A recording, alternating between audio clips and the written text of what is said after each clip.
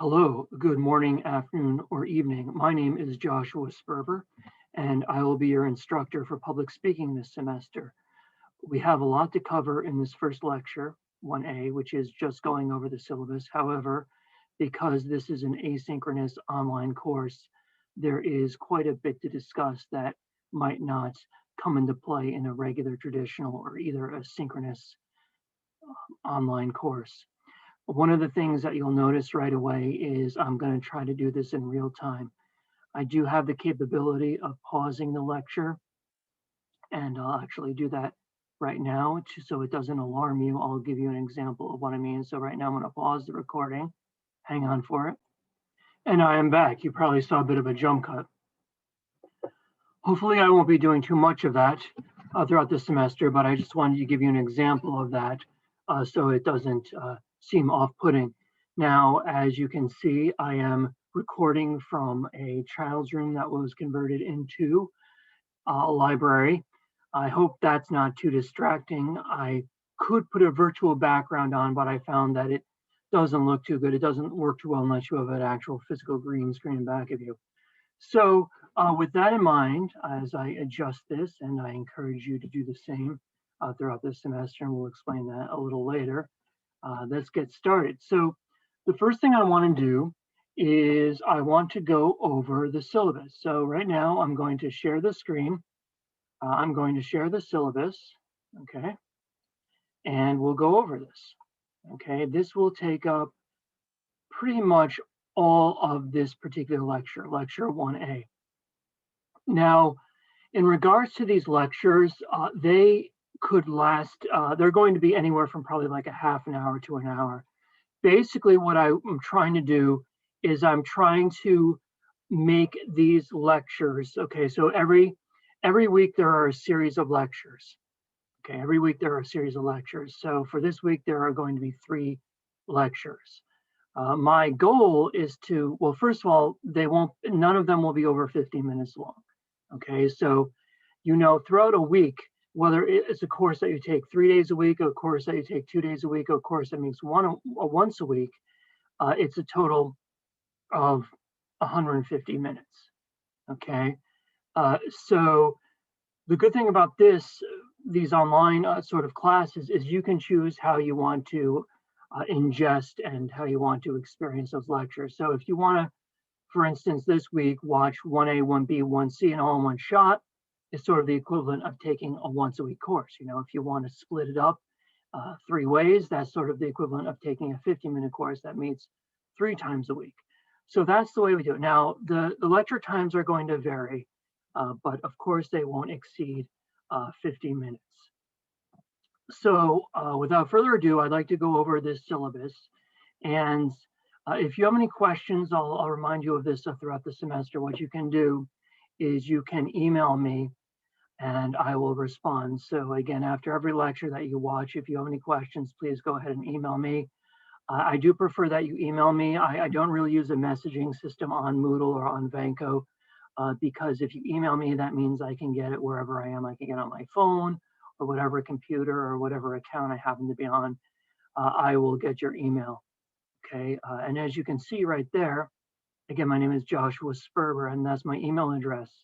Now, sometimes you might receive an email back from me from another email address, and that's because I have a bunch of emails and they all filter to one particular address. So don't be alarmed if that happens to you, if you get an email from another address. Also, conversely, as you see below, instructor response time, and I can see already I have a typo there. I do apologize for that. That will be fixed. But the instructor response time is 24 hours. So if I don't get back to you in a day, I want you to email me again because I've either forgotten about it or it got lost in the shuffle. Sometimes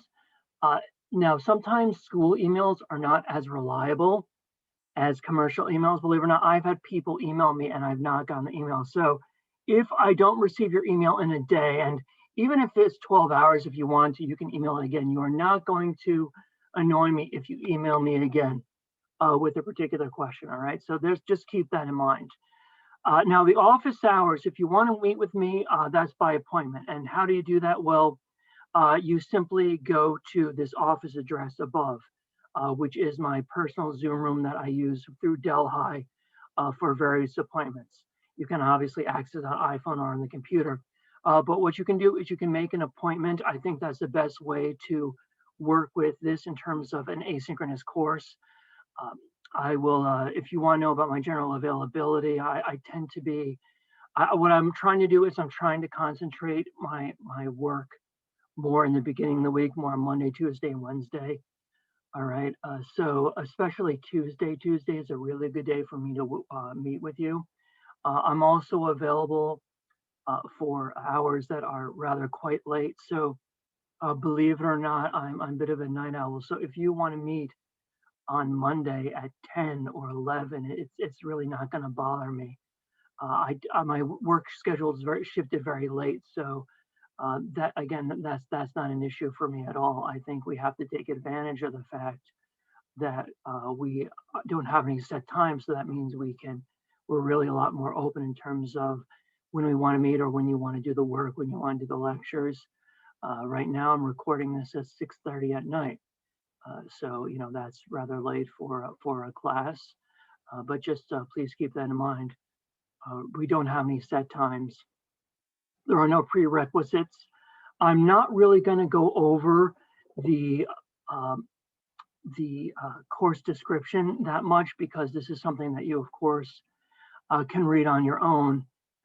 But one of the things that you have to realize is that even though it's public speaking, that doesn't mean that we won't be doing quite a bit of writing. Okay. So people say, oh, public speaking, what's all this writing? Well, of course you have to write, you have to prepare your speeches and you'll have to do some other writing as well. The student learning outcomes you can sort of read on your own. There really isn't a lot to cover in terms of these student learning outcomes. They're pretty self-explanatory. Uh, Informative speeches. We're going to be doing a lot of different types of speeches. One of the things that I do want to point out is that we do spend a lot of time reducing speech anxiety, which is quite unusual for this online sort of learning. One might think that, oh, because I'm not speaking in front of a live audience, I'm just recording my speech, which is what you will have to do throughout the semester. We'll speak about in just a minute. I don't necessarily I'm not going to be nervous, but that's not really the case. In fact, uh, at some point there might be a class that teaches people how to do this online. I find that people usually have as much, if not more, anxiety recording a lecture or recording a speech, but that is not something that I really think you have to worry about too much because, again, we're going to address any anxiety that you might have when giving these speeches.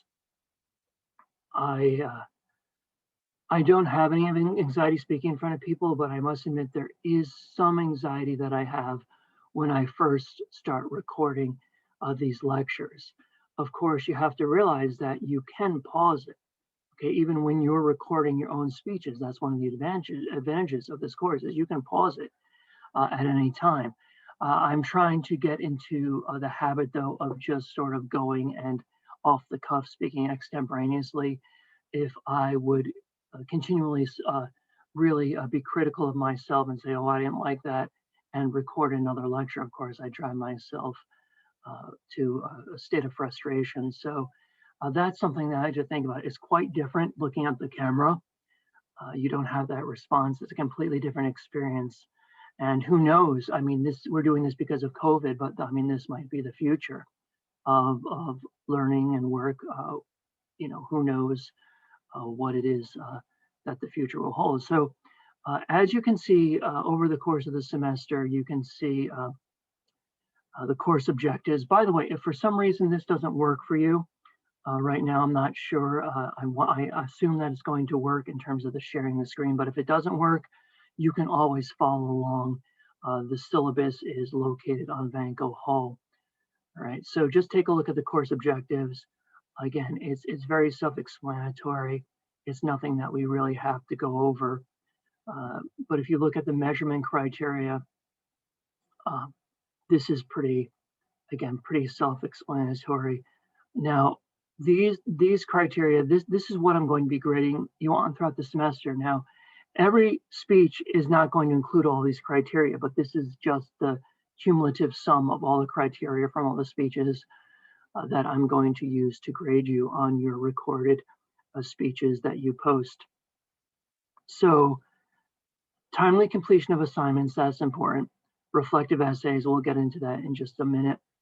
Eye contact with the webcam, of course, you can see it's not regular eye contact. So even I have some trouble with this. One of the things that people have to realize is that in order to appear as if you are looking at the speaker, you have to look at the webcam. And of course, you'll notice that I'm looking down, I'm looking up, looking down, looking up, I'm looking down to read the syllabus. Right, so as I go through this, you can see, all right, it's very self-explanatory. This is how I'm going to grade you. So what I think I'll do is I will go through and I will talk about the different types of speeches and the different types of assignments. There might be some repetition, but I think it's important to repeat a lot of what I say because, again, this might be very new to you and it might be something that you are not particularly comfortable or familiar with. So the first grading criteria that I'd like to talk about is reflection essays. Okay, so what's going to happen is every week you're going to write reflection essays.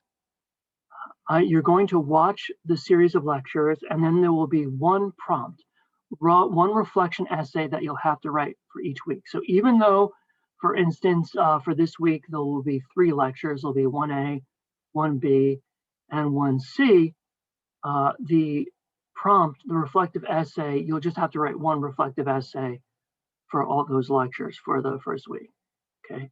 Now, these reflection essays, they take the place of participation credit. So ordinarily, if this were an online synchronous class or this were a class that met in a traditional classroom, what you would do is you would participate. You'd be in class, you'd talk, you'd ask questions, you'd be observant, you'd be off your phones, that's how you'd earn a participation grade. But because we don't have that, because there is no real-time interaction, the reflective essay is what takes up 20% of your grade. So I'm going to go down a little bit. I'm going to go past the schedule. I'm going to talk a little bit right now about the reflective essays. So what you do is you are going to write a reflective essay. When you go on Vanco Hall, you will see the section for the reflective essays. There'll be a link to the reflective essays, and there'll also be a sort of link to the reflective essays under the reflective essay category. So you'll basically see a lot of links to these reflective essays. They're really easy to find. Make sure you click on the right one. And it's an assignment. So what you can do is, my advice is that you just write in plain text. You write then and there, write in the plain text in the assignment itself, and then I will grade it. I mean, you can upload something, but it's much easier if you please just write in plain text in the assignment itself. If you have any questions about it, please email me. Hopefully it'll work for you. Unfortunately, I don't really have a way of testing it. But it seems as if it's going to work. So basically, I want you to answer a question. I'm going to pose a question to you. The question will ask your own opinion on a certain matter, but it will be an informed opinion. So it's not like you won't be able to, you'll have to, what I'm saying is you'll have to watch the lectures in order to effectively answer the prompt. Now, it's not like, oh, what did I say at this point? What did I say about this? It asks you to engage in a deeper type of thinking than that. But it is necessary for you to watch the lectures. Okay, the good thing is, of course, the lectures, you can pause them at any time. You might be able to watch them at twice the speed if you won't, you won't mind my squeaky voice, my high-pitched voice going at twice the speed. I mean, you can always do that. It's a lot easier. You can relax. It's a lot easier than being in a classroom. You don't necessarily have to have that undivided attention all the time when watching a lecture online. Of course, you can watch it at your own speed and at your own comfort. But you do have to watch the lectures. I don't think you can really get out of it because the reflective essays are going to require you to have that informed decision. Sometimes people will try, I've had this before, they try to answer questions and present in class, and they try to do it without reading the appropriate text, and it simply doesn't work, okay? Now, you're gonna do that every week. So every week there'll be a reflective essay due, okay? Now, in terms of the grading, what I do to grade you is I see, is it 250 words? I thought a lot about this. I thought about making it 300 words. I thought about making it shorter, but it has to be 250 words. So basically there are 3 criteria that need to be met, okay? So if the essay is 250 words, you get yes, you get 100%. If it's not, you get no, you get 0% for that criteria. Okay. Now, sometimes what people have done in terms of writing and traditional classrooms, they make the text really big. They try to get away with me. Just don't do it. Don't really think about it. Yes, it has to be 250 words because if it's not, it's not. We have certain standards that we need to abide by. So if it's not 250 words, you really haven't met that standard. By the way, if as a measurement, 500 words is a page and a half, double space. So it's about 3/4 of a page. I think that's rather manageable. I mean, when you think about it, when you write on Facebook or something like that, you could write 250 words, no problem. It's really not a lot to do, okay? But it does have to be 250 words for you to meet that criteria, okay? Secondly, does the reflective essay address the prompt? So basically, are you answering the question? Okay, yes or no? Okay, and finally, is a reflective essay free of spelling and grammatical errors? Now, this, take this with a grain of salt. I'd be a bit of a hypocrite if I saw one spelling error and I'm like, okay, no, you don't get credit for it. Okay, obviously, I'm not going to do that. I'm talking about, it seems as if you didn't go over it at all, to make it sound right. That's what I'm talking about with spelling and grammatical errors. Basically, this is to prevent you from just typing something and not really putting a lot of thought into it. Again, it's going to happen. I can't tell you how many times I went over this syllabus, and for whatever reason, when I saw instructor, there was a spelling error. Obviously, that is something that spell check didn't pick up, and obviously I know how to spell instructor. It just sort of escaped me at that point. But basically, it's were you careless? Did you just type it? I mean, did you go over it? So, is it free? Reflective essay free of spelling and grammatical errors? Relatively free.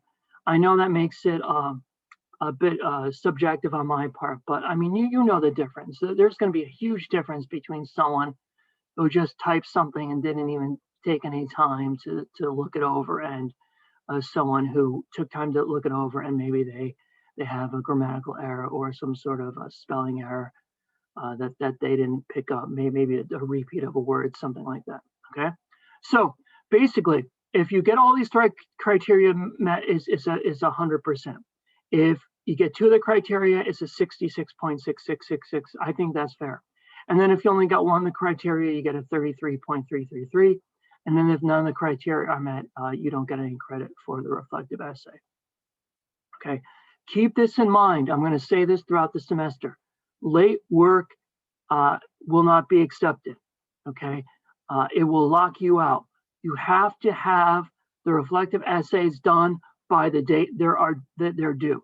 The only way that this asynchronous class can work is if we are organized. It's the only way it can work. Okay, it can't work any other way unless we're all on top of this.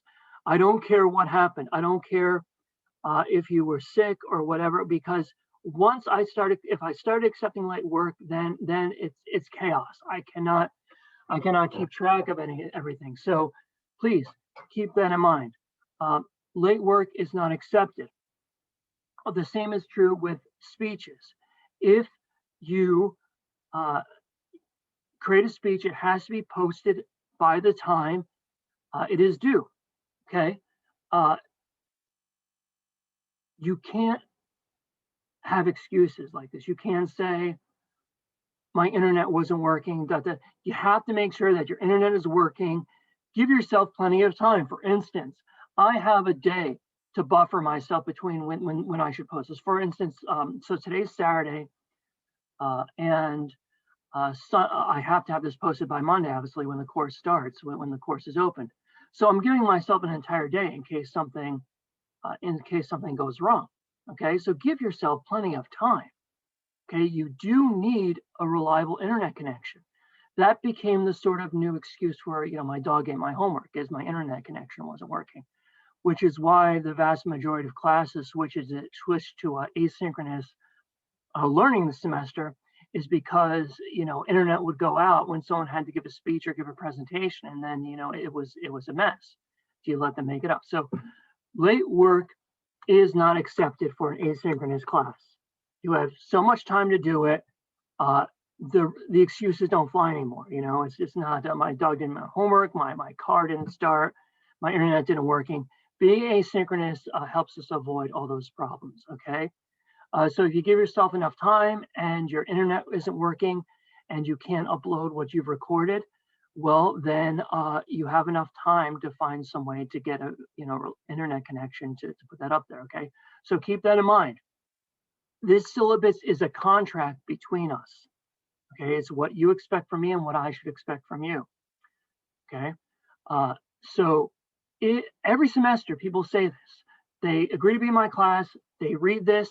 If you read the syllabus, if you agree to stay in my class, it means that you agree to the terms of the syllabus. And every semester someone says, well, is it okay? You know, something happened. Can I do it over? And this semester, no, you cannot do it over. Okay, you must meet the deadlines.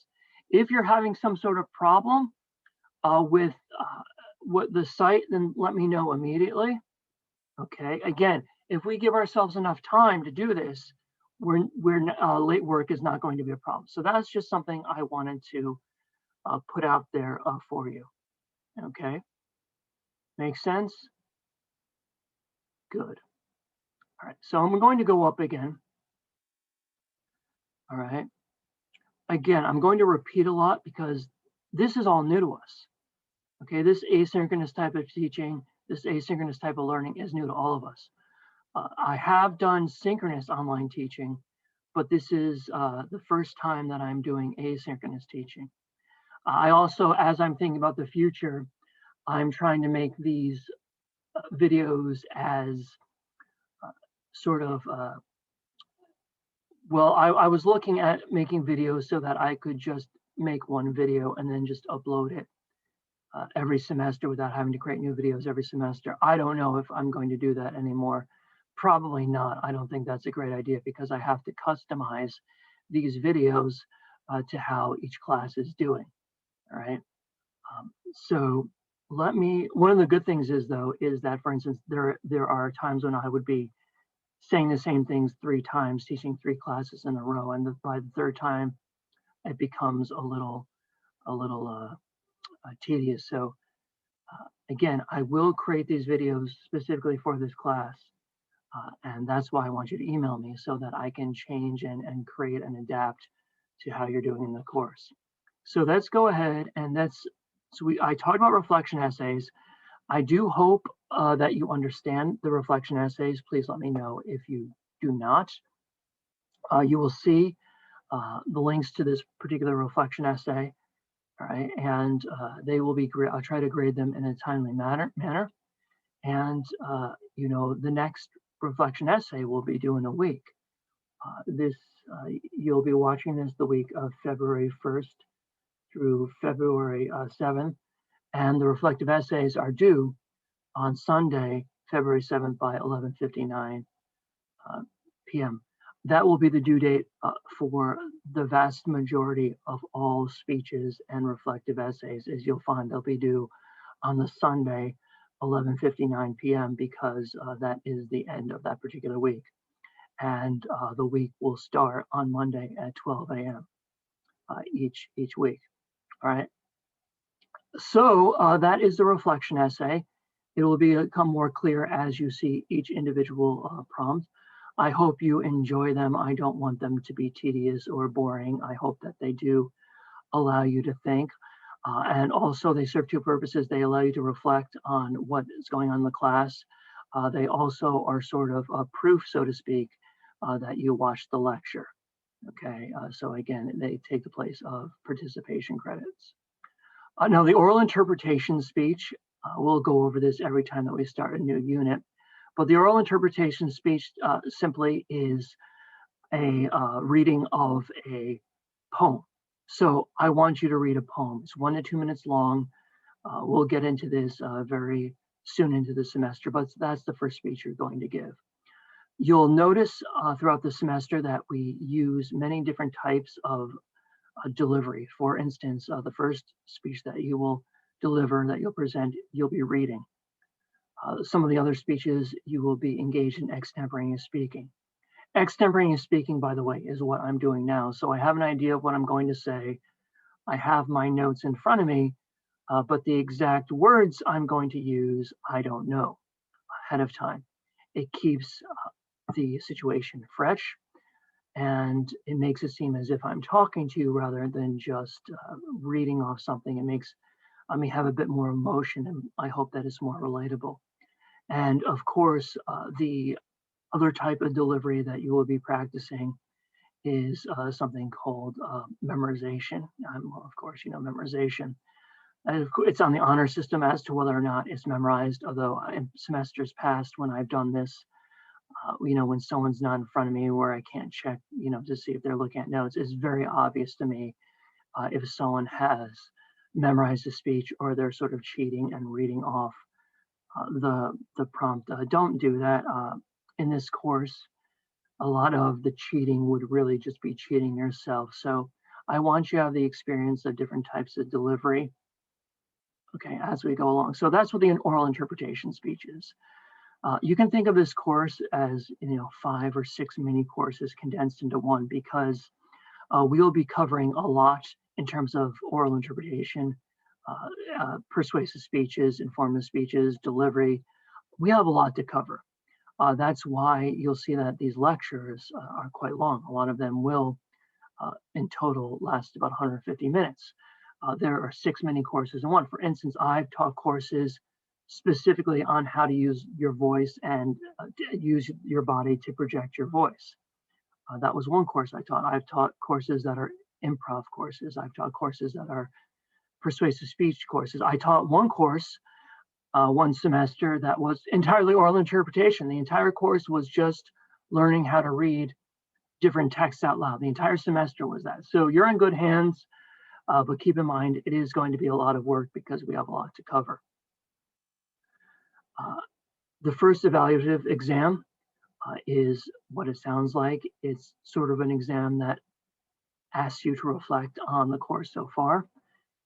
As is the case with the reflective essays, it is going to ask for your opinion and your insight, but it's informed opinion, meaning that you will have to have experienced the course to that point in order to answer the questions effectively. The evaluative exams are pretty much an all or nothing type of deal. If you spend a lot of time on it, if you really work on answering the questions, then you'll get full credit for it. Okay. It's in a quiz format, but it's an exam, which means that it asks you question by question and you just fill it out. It's kind of neat. It's kind of interesting. So please keep that in mind. Also, there is a persuasive speech that is sort of what it sounds like. It asks you to pick a topic that you feel very strongly about and to argue your side and to sort of discount the other side, refute the opposition viewpoint. That speech is an extemporaneous speech. There's also a speech of demonstration or a process analysis speech. So basically, to put it simply, it's sort of show and tell. You either come in and you talk about how something is done or you talk about how to do something.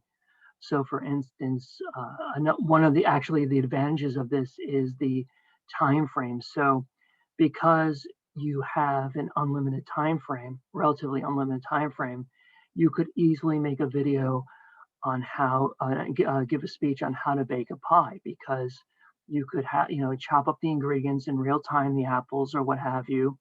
Then you could pause it, and then you could roll the dough later. You could pause it, you could put the pie in the oven and pause it, and then resume when the pie is baked. So there are some disadvantages to asynchronous learning and teaching. I'm not going to lie, especially in regards to public speaking. However, there are many, many advantages, and that is just one of them. This ability to be very flexible with time and the creation and the absorption of the speeches and the learning process, I think is kind of interesting. And I'm kind of excited about it, to tell you the truth. I hope you are as well. So yeah, that's the demonstration speech. We'll get into that as time goes on, as the semester progresses. The special occasion speech is the only speech for which you are required to memorize your speech. The reason I do this is because I want you to have the experience of having to memorize a speech. At some point in your lives, you might have to give a speech at a wedding. And I think it is much more sort of impressive if you give a speech that you have memorized at a wedding, a best man or maid of honor speech, rather than reading off a piece of paper. That's just my opinion. But the other reason is, of course, I'm trying to get you to experience as many different types of delivery as possible. This demonstration speech has taken the place of an impromptu improvisational speech in this course. So in the past, I have in traditional classrooms and also in synchronous online classrooms, I have had students give impromptu speeches. That means that they don't have any prior preparation. I give them a topic and they have to go. That is a little difficult to do in terms of this asynchronous online learning. I do trust that you would, speak off the cuff, but it is difficult to create that environment in which I ask you a question right then and there. So that the demonstration speech has taken the place of the impromptu speech. I thought about that a lot. The demonstration speech is kind of fun, and it is also one of the course objectives. So I said, why not? Finally, in terms of the speeches, the big speech that you have to do this with 20% is the informative PowerPoint presentation speech. This is the only speech during the semester for which I want you to do research. I do not want you to do research for any other speech. You can't do it. I don't want you doing it. The persuasive speech, no research. The oral interpretation speech, there is no research other than finding a poem. And the demonstration speech, of course, I don't want to read you and do any research because it's something that you should know how to do. I don't want you to learn how to do something. I want it to be something that you already know how to do so we can learn how to do it. Okay. The informative PowerPoint presentation speech, again, we'll talk about this as the semester progresses, but it is a speech for which I want you to do extensive research, a speech that I want you to be very specific. This isn't a book report in which you go out and you just reproduce what already exists out there in the literature. Rather, it is a speech. You create a thesis question, a question to which you don't know the answer, and through your research, you find the answer to that question. Once you create a thesis statement, once you create a research question, you may not deviate from it. You may not change your research question based on the available research out there. Rather, you generate research and or you find research to fit your research question.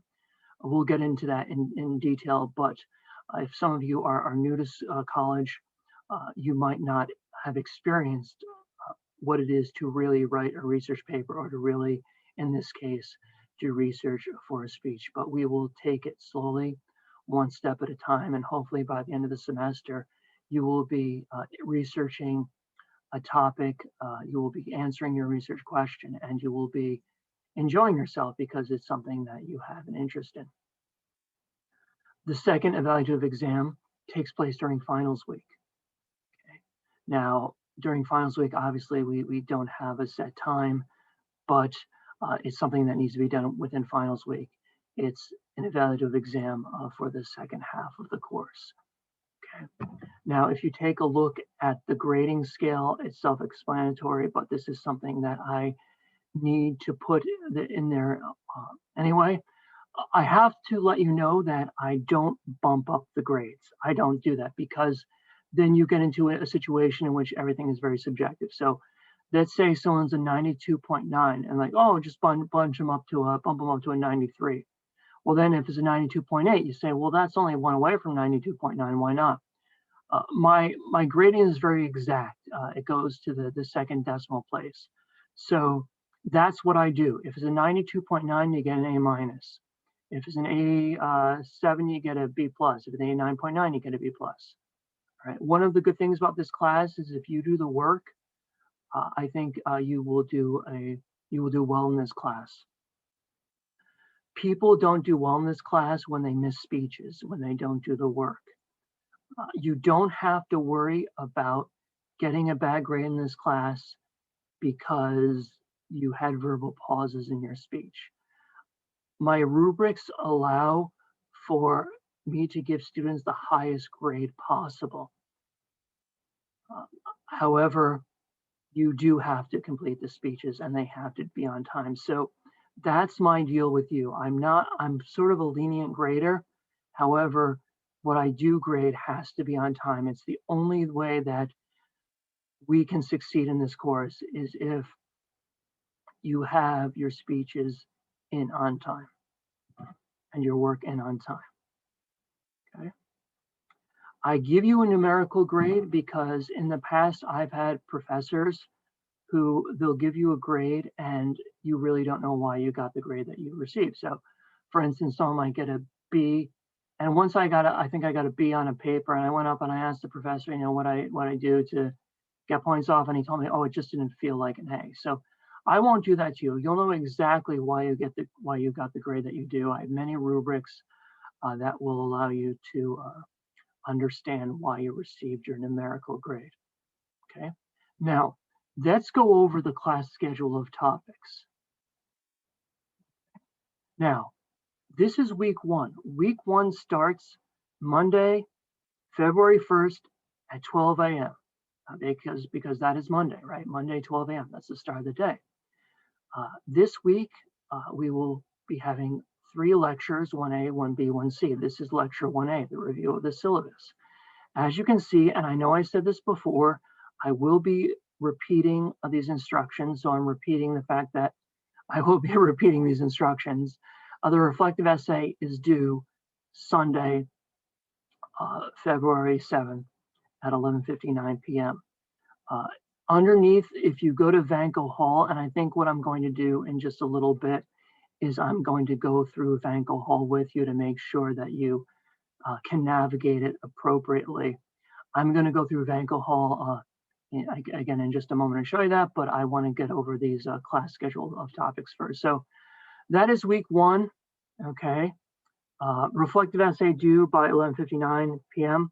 So that means that the reflective essay based on week 1 is due by the end of the week. So we do it all in week 2. Week 2, you look at you watch the lectures, okay, and then that reflective essay for week 2, okay, is due by Sunday. So you have to watch the lectures and you have to write the reflective essays all within that week.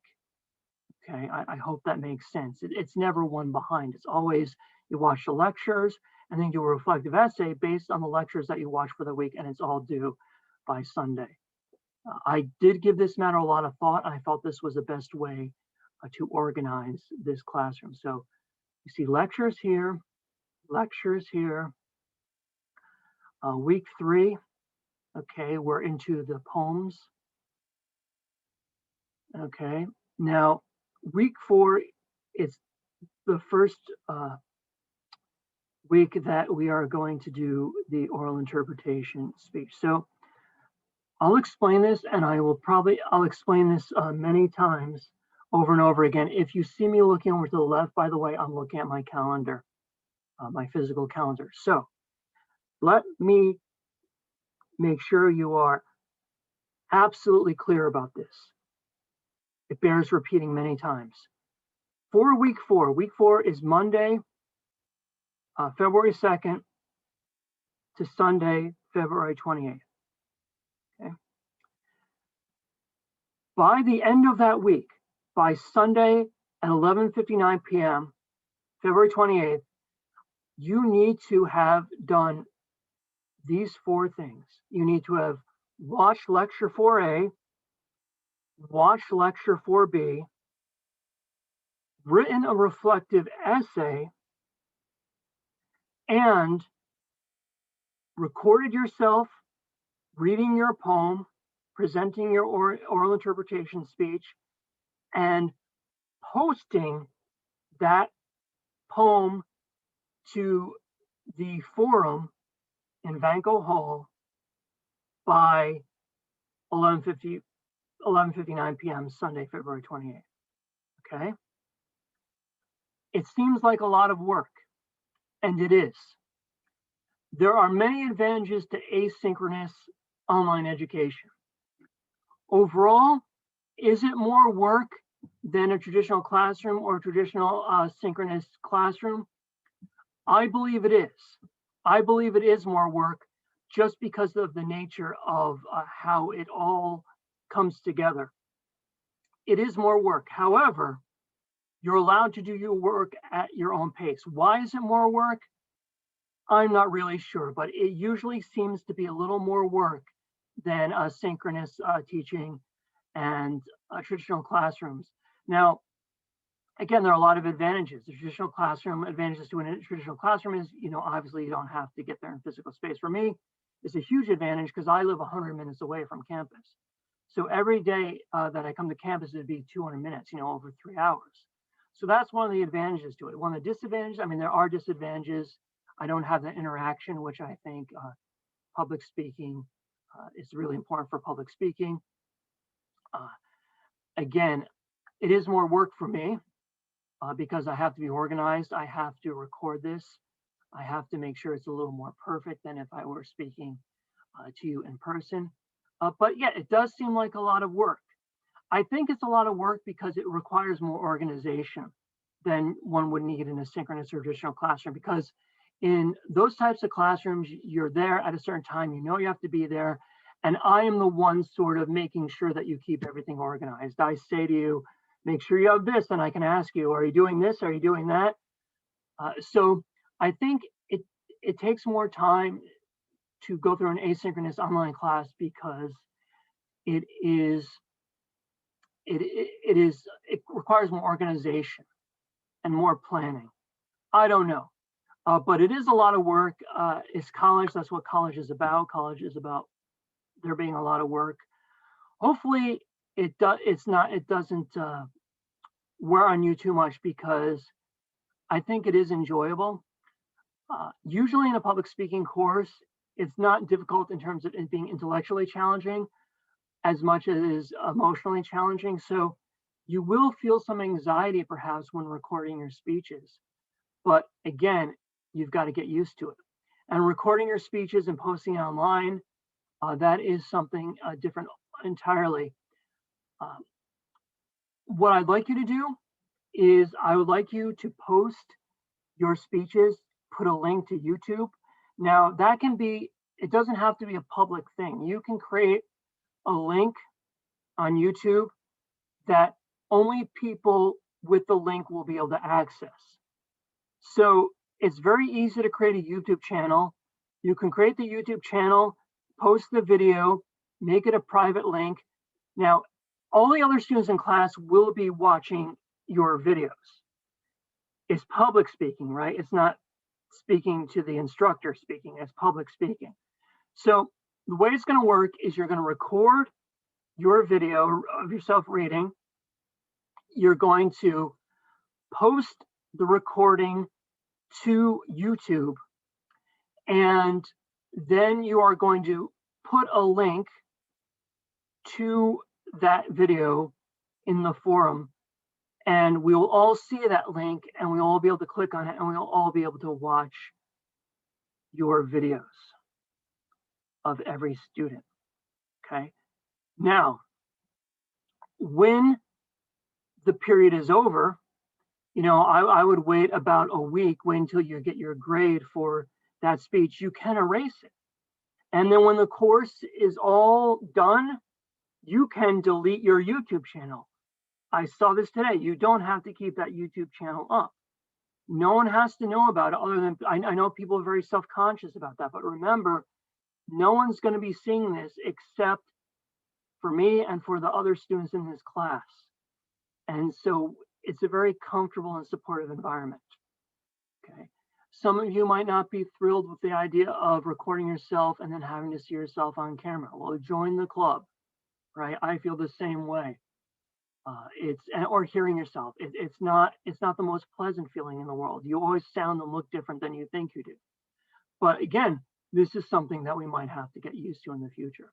So basically what you do is you create your speech. We'll use this oral interpretation speech as an example. You record your speech, you post it to YouTube, and you put the link on, and everyone watches everyone else's speech. So you will be watching the speeches of every student in this class.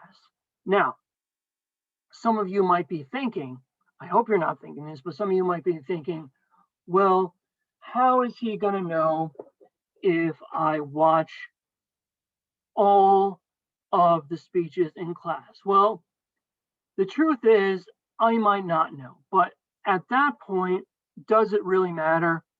If you decide that you're not going to watch a lot of the speeches, you're really cheating yourself at that point. I mean, honestly, you really are.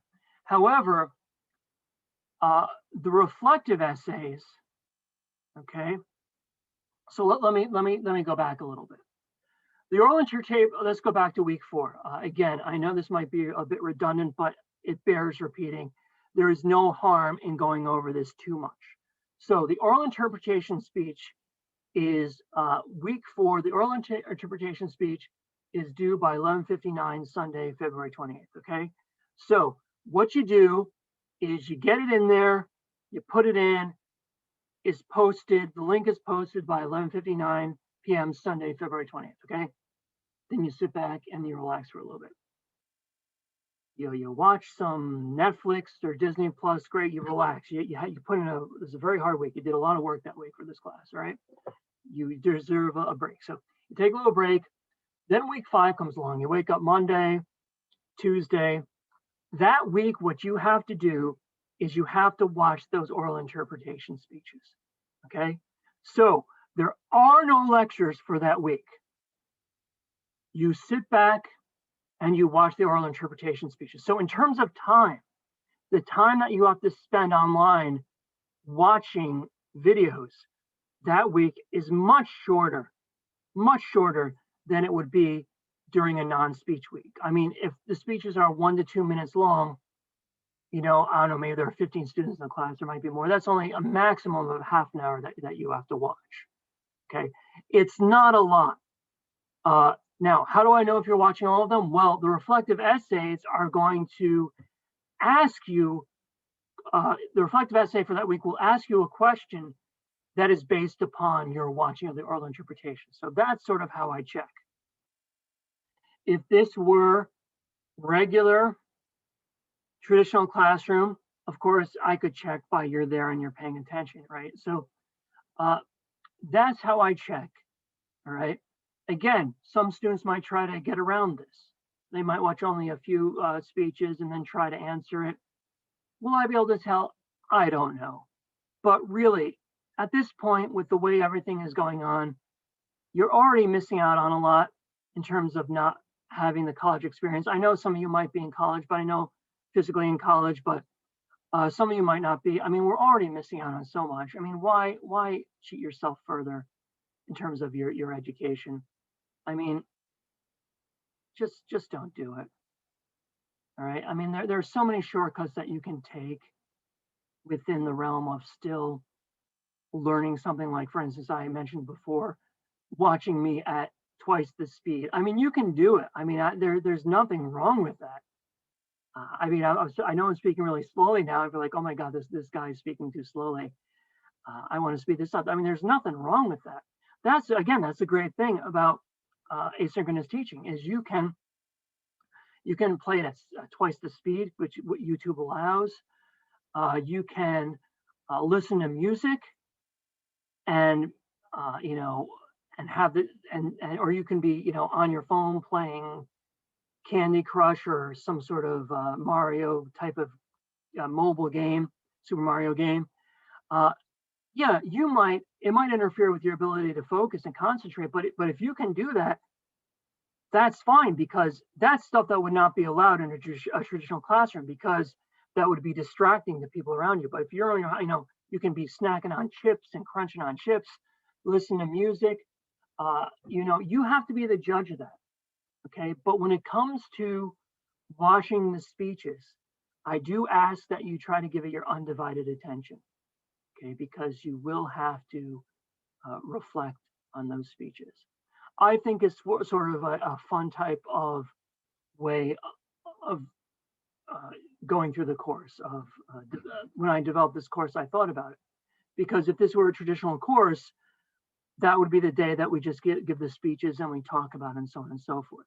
So instead of watching the speech and writing a reflective essay, what we would do is we'd be there in real time. We'd watch the speeches and then we give feedback on those speeches right then and there. Okay. All right. So the same is true with week 6. Week 6 is a big week. Now the thing is that each week is not even in terms of the amount of work that you'll probably have to put in. Okay. The same is true with the lectures. Sometimes lectures will be much shorter than other times. Week 6 is a big week because you have to watch those lectures.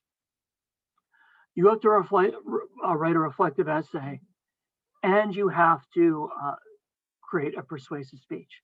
Now, again, this might seem like a lot, but it's just an entire week. So if this were, again, I know I keep on saying this, but traditional classroom, meeting twice a week, Tuesday and Thursday, an hour and 15 minutes, that is how we would do it. We would, on Tuesday, I talk about avoiding logical fallacies. On Thursday, I talk about speaking to persuade, and we would also on that day talk about choosing a topic. So basically, over the course of 2 days, we talk about avoiding logical fallacies, speaking to persuade, and choosing the topic. We do that over the course of 2 days. And then, of course, you get participation credit if you were there and paying attention. Okay, so that covers what seems like a lot. 6A, 6B, 6C, reflective essay due. That covers what would be in being in class for 2 days for an hour and 15 minutes. And then, of course, the persuasive speech being due, that carries over into next week. Okay, does that make sense? I'm talking to you as if you can respond to me, but I guess you can respond to me in email. So if I ever say, does that make sense? That's the point that I'm really sort of goading you into ask any questions if you have any. Okay, so yes, it is a lot of work, but I think it's only because you have to make the time yourself to get that work done. If this were a regular Tuesday, Thursday class, or even a once a week class, all of that you would see would be done in class, with the exception of the persuasive speech being due, which is you prepare for that for the next week. Okay. Now, it's very uneven. So you see on week 7, we're watching the persuasive speeches. There are 15 of you, 3 minutes each, 3 to 5 minutes each. That's really not a lot of time that you have to spend there. So in that case, you're actually spending less time than you would if this were a traditional classroom. Okay. So think about it. It's the nature of the course. Sometimes you're going to have to buckle down. Sometimes you're going to be able to take it easy a little bit. It's sort of the nature of life. You know, it's people work and challenges aren't going to come to you consistently. There are going to be some times that you're working like crazy and other times that there's no work at all. I mean, think about it. Last time this year, I was working 6 days a week with commuting, working, 12 to 14 hours a day. And now I don't know how much I'm working 25% in terms of, with the commuting. I'm spending far less time than I did last semester. And that's just the nature of life. And that's the nature of this course. Okay. I do hope you enjoy it. Now, remember, if you agree to stay in this course, it means that you abide by this contract. So if you have issues with the way that I've outlined this course, then, to be frank, it might not be for you. There are other options. You can drop the course and maybe add another course at some time. I'm not sure how other public speaking instructors teach the course, but I think that this is a pretty good compromise. I gave this a lot of thought, and I'm happy about the way this turned out. I hope you enjoy it as well. I will just share with you because I expect you to do the same in terms of sharing any sort of concerns that you have. One of the concerns that I had, the only thing that really sort of, I don't want to say anxiety, but gave me a little pause for thought was this idea of recording these lectures. I didn't like the idea of sort of recording these lectures and then posting them. I thought, should I substitute some of these lectures with just a written text to you? But I said, no, because this is public speaking. You will have to yourselves record yourself and post videos of yourself. So I hope that you do enjoy this format. You will be allowed to give constructive feedback throughout the semester. The recorded online lectures, again, I think that you would benefit from giving yourself some time, maybe spreading it out. I think I talked about this all the time throughout this particular presentation lecture I've been giving. One thing that I'm not sure I talked about a few moments ago was you can set up virtual meetings with me, virtual workshops. And what that means is, well, you can do a couple of things. If you want feedback on how a particular speech is going, what you can do is there are a couple of things you can do. You can record yourself, post it to YouTube, give only me the link and have me watch it and have you give me feedback. The other thing you can do is, if you want, is you can make an appointment with me for Zoom and you can give the speech and we can do it live, and I can say, well, stop doing that, try this. And then you can try something, and as would be the case in a traditional or synchronous classroom with the workshop. It's up to you. You are not required to do that. I was really debating as to whether or not I should require people to do that. And I said, well, no, not really. I think it will guarantee you the highest grade possible, but I'm not going to require you to do that. Okay. Again, it's about organization. And I think trying to enforce that, to make people do that, was not always the best idea, right? So it is, if you want to, you can do this. Now, I talked about the recorded student speeches. You're going to post a total of 5 speeches throughout the semester. I talked about all this before. Reflective essays, I talked about before. Late work, we discussed. No excuses. I literally, I don't care what the excuse is. We cannot have late excuses. The class will not work if I accept late work, okay? It cannot be done. That's one of the disadvantages to an asynchronous class, because you have so much time, right? So Monday comes around, Tuesday, Wednesday, you're sick, you still have the rest of the week to do your work. It does not fly with asynchronous classes. You don't require a text. Materials required, everything that you required in terms of materials will be online for you. The policies, you've probably gone over this several times in your other courses, but I just want to say the participation policy, the reflective essays substitute as traditional participation. So by writing these essays, you are showing that you participated. Student conduct in the course, don't post anything that is offensive to others. That's what the student conduct in the course and the communications etiquette means. Okay, academic integrity policy. Okay, you probably know about plagiarism. How does plagiarism work in a public speaking class? Well, you can obviously copy someone else's speech, but the other thing is that I don't want you doing any work that you've done for another class. So basically, all the work that you do, everything that you create for this class is work that is created exclusively for this class, okay? Just keep that in mind. So if you gave a speech in another class and you give a speech in this class, it won't fly. How will I know? Well, I require very specific conditions for your speeches. So just don't do that. Realize that though, that a lot of people don't realize that. Is that academic honesty. If you wrote a paper for a biology class, an AP or some sort of biology class at a college, and then you use that paper, you're taking another biology class at another college, you can't use that same paper even though you wrote it yourself. I mean, technically you can, but that's not academically honest. All right. Absences for religious reasons, that doesn't really apply to this class, but I don't know, it might, maybe something will come up, I'm not sure, but that has to be on there. Power outage to system failures, again, give yourself time. Don't necessarily wait until 8:55 on Sunday night to post your video, because if something happens, you're out of luck.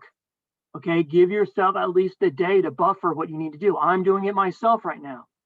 Okay, this doesn't need to be posted until tomorrow night for when the course opens on Monday, but I'm doing it anyway tonight. I'm giving myself a bit of a leeway. Academic adjustments for students with disabilities, read that. Let me know. Anxiety problems are a part of this as well. I've had many students who say I couldn't do it because I have anxiety, and then it's too late. So let them know, or let me know. Talk to me. Communication, that's important. You must communicate with me. Technical requirements, very important.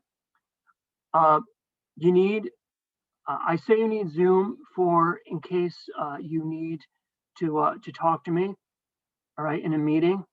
Then that's why I say Zoom is required. Of course, you need a computer. Sometimes people say, well, can I just use an iPhone? Well, not really, because you need to type, right? You need to navigate. I guess iPhone, if you really wanted to, it could work, but an iPhone is a computer. So, recording software is very important. You need recording software. I know iPhones can record. There are other types of recording software that you can use if you are on a computer, but it's absolutely required for this course. If you don't have that, then you cannot take this course, because you need to post your videos, okay, online, and it's an asynchronous posting a video. So that is required. A lot of times students ask me questions, technical questions that I don't know the answer to. I had one student who was driving me crazy because every 3-4 times she said, I can't get into Zoom. And I'm like, I do not know why. Other people are getting in. I don't know why. Call the help desk. I don't know why you can't get into Zoom. I don't know why you can't access anything. Okay. Now, if you're having that problem, you can ask me. But if I say I don't know, you have to ask the help desk, then by all means. I mean, I have to do the same thing. For instance, I could not figure out, I put up a virtual background and it got stuck in a virtual background. I could not figure out for the life of me why it was sticking that virtual background. And so I had to ask the help desk, and they told me. Some Zoom, some schools subscribe to Zoom with different features, and some schools have other features. All right. So let me know. Check your email all the time. Many students do not check their email. I'm hoping that you check your email for this course, because I'm sending out a very important email to you at the beginning. So I do hope that you have received that email. Okay. And an internet connection is required, and a YouTube account is strongly recommended. If we all do that with YouTube, I think it's going to be the easiest way. Sometimes people want to share videos on Google Docs, and that's a mess, because someone might not have a Google account, and then they got to do this, and then they go in, and people have forgotten to give people permission to view stuff on Google Docs. So it is a mess. It is a mess. Please, please, please, please, YouTube account, okay? And you need an internet connection.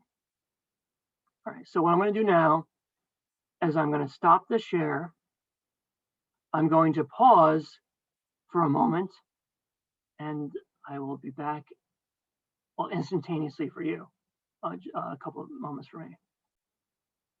One of the many advantages to asynchronous teaching is that I was permitted to pause this particular recording and bring up Vanco Hall. So now I can just go ahead and share it. Okay. There we go. And here's Vanco Hall. Now, if you already have a sense of how Vanco Hall works, of course, you might not necessarily need to watch this, but I'm going to go through this. You can see the important information, okay, right here. Here's the syllabus. Okay, you see the syllabus right there. Lectures week 1. So what you do is I click on that. Okay. Now you see we have lecture 1A, 1B, 1C. These links are not active right now, of course, because I'm in the midst of recording it. So you would click on these, you'd click on this, you click on that, you click on that, and that is how you would go through the lectures, okay? And then next week, you know, week 2, okay, they posted there and so on and so forth. Now, this is kind of neat. So we have week 4, week 6, all right? We'll click on this.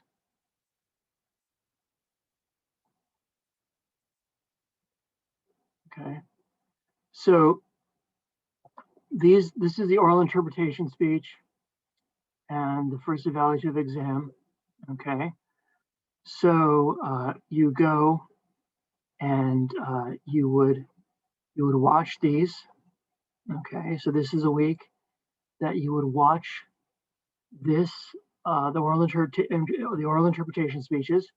Okay, and it's also the week that you would take your first evaluative exam. So there are a lot of links on here. You'll see sort of a lot of redundant links. But if I go here and you click on this, okay, what that does is that takes us to the forum.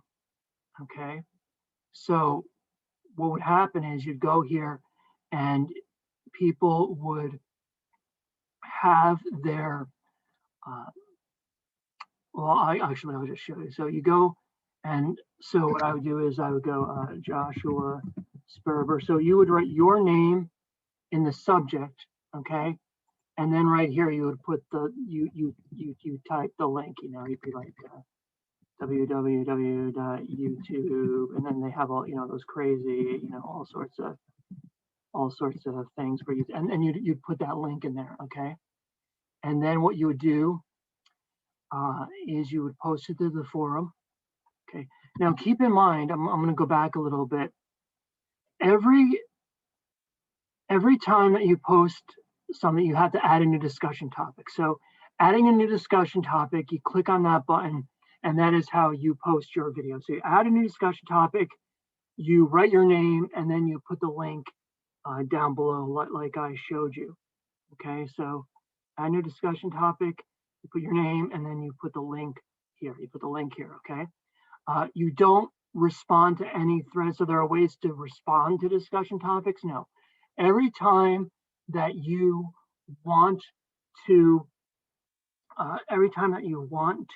create your video online, put a link, you add a new discussion topic.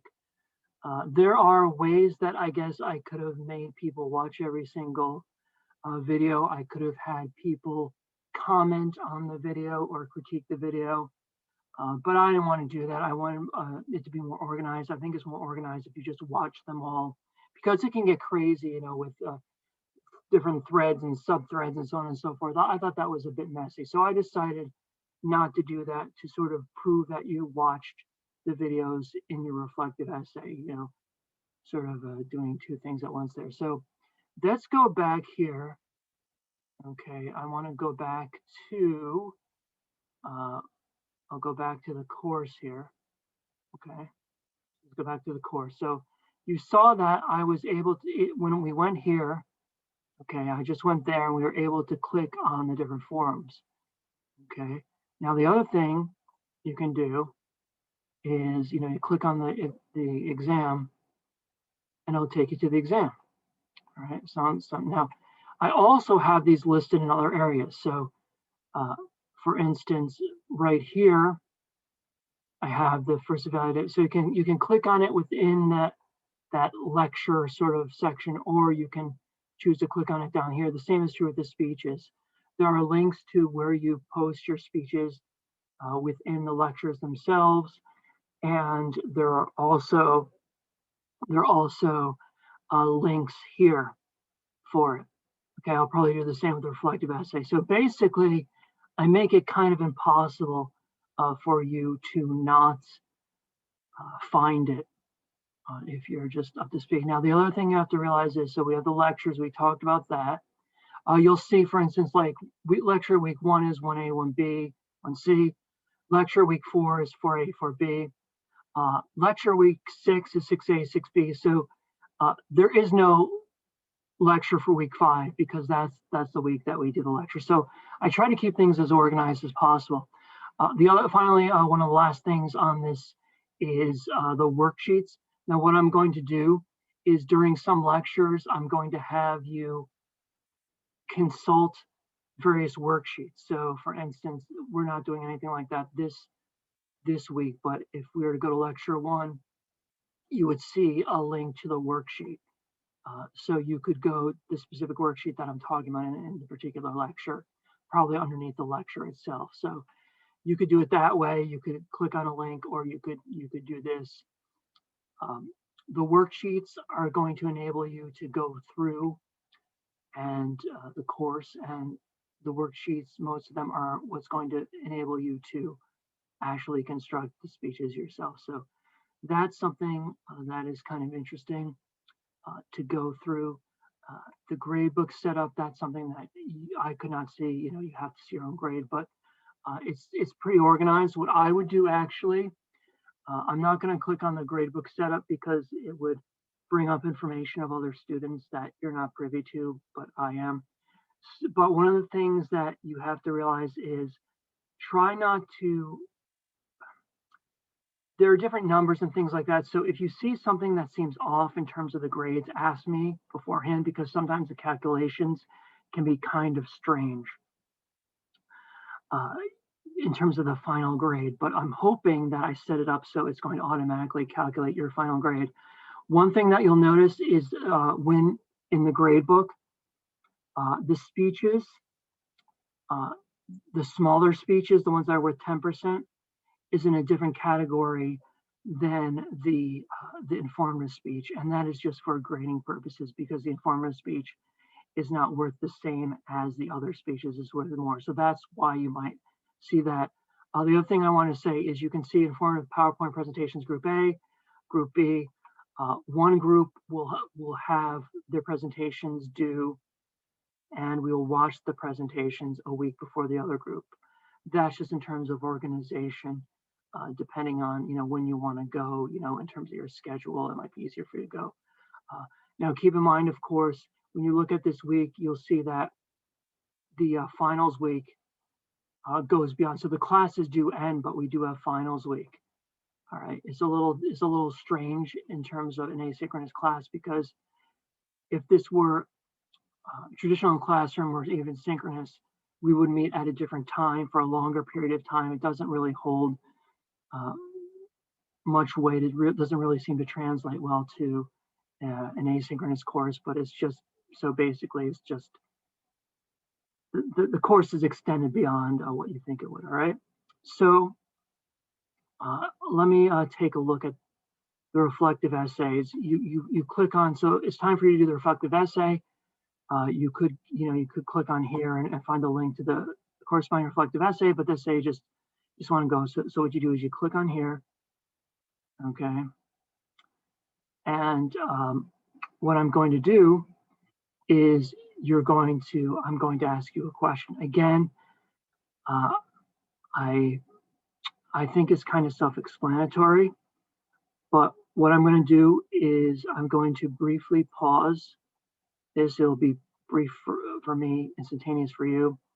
I'm going to stop the screen share. I'm going to pause it to see if I can give you a really clear-cut example of what you need to do in terms of answering creating the reflective essay questions. All right, let me just pause. So I discovered that I really can't show you how it works. I wanted to create sort of a pseudo student in order to test out everything. I'm not sure how to do that or if I can do that. So you'll have to forgive me in terms of not being able to demonstrate for you how to do that at this time, but it is very self-explanatory.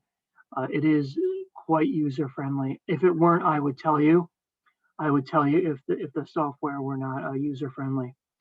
So that basically concludes lecture 1A. You probably have noticed that this lecture was particularly long. Don't worry, because if this lecture, I don't know how long it is, 80 minutes maybe, overall, the series of lectures will not extend beyond 150 minutes, and a lot of time they might be much shorter than that in duration.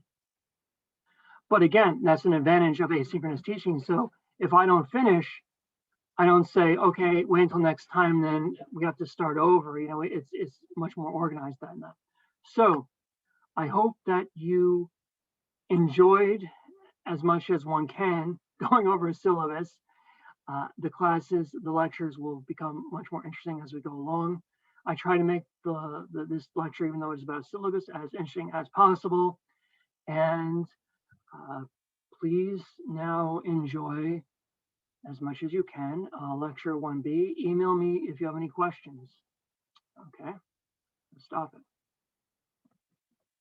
Sorry about all the adjusting. This is going to take some getting used to. If you see me adjusting my computer, I'm just trying to get myself in frame just right. Okay, thank you.